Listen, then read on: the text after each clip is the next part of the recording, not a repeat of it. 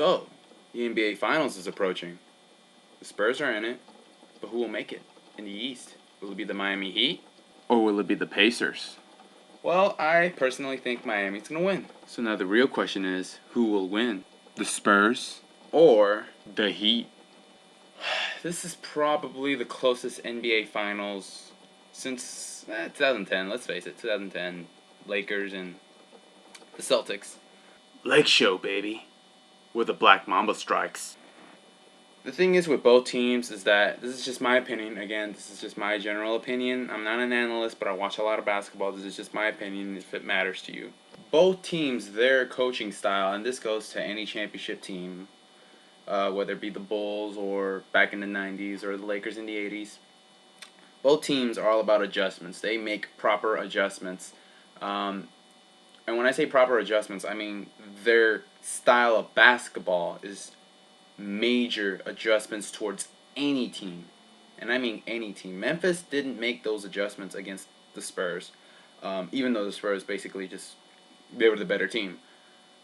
But when you look at a team like the Lakers this season, the Denver Nuggets, they failed to make adjustments. They realized, and this still, I don't know if it's the heat of the moment, but their players never make the proper adjustments, the proper major adjustments towards facing certain teams. Like when you look at Miami, yes, their weaknesses is two big men, a big front line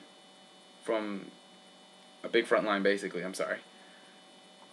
And you just beat them up inside, and that's supposedly how you can beat Miami. But they learned, just like last year against the Pacers in the second round, and this year with the same team, and also 2011 against the Bulls, they'll adjust to any team no matter what style it is. If it's a style that, if it's their weakness, they know their weaknesses probably more than any other team in the NBA, and that's how they'll be able to adjust and make plays like LeBron pounding it down low in the post, low block.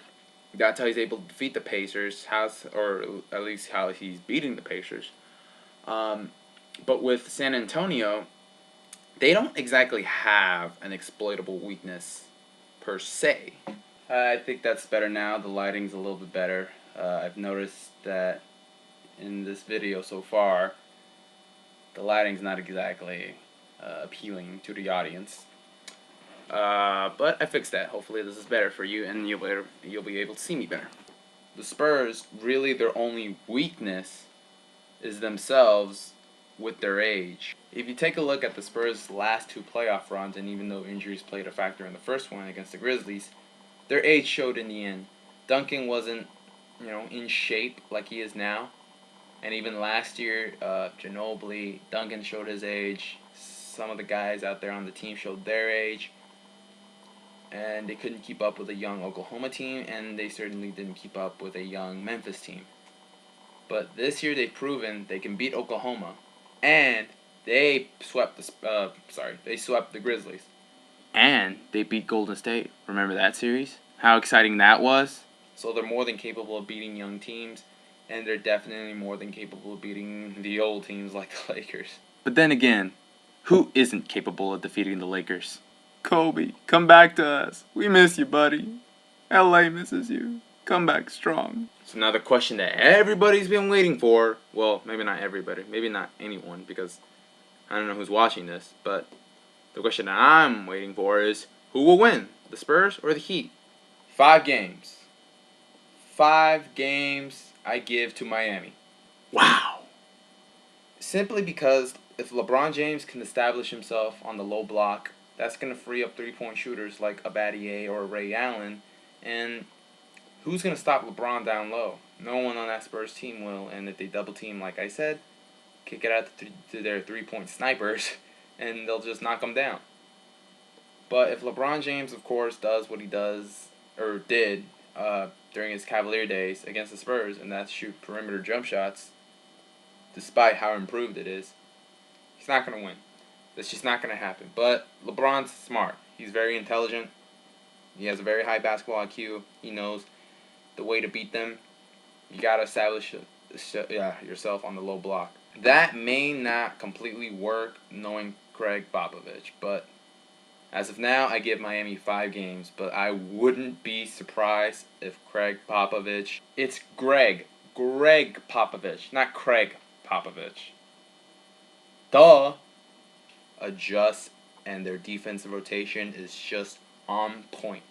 So if it does come down to Heat and Spurs, it's going to be a game of adjustments. Who will make the better plays and adjustments towards the team? Spurs more than capable of defeating the Heat. They got the ball movement, they got the size as well with Tim Duncan and Thiago Splitter. They'll be able to exploit Miami's weakness, but Miami has the youth and the weapons to defeat a San Antonio team. And when I say youth, I'm talking about their core. But if LeBron's low block post moves may be too much for the Spurs to handle, and that's what I think will be the deciding factor if LeBron establishes himself down low.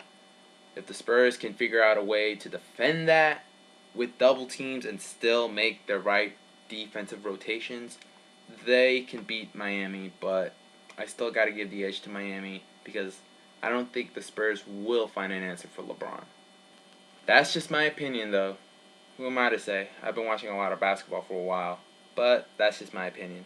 We'll just have to wait and see. June 6th, next Thursday, the NBA Finals. Only on ABC. Still all about the Lake Show, baby. Doesn't matter. I don't care. It's all about the Lakers.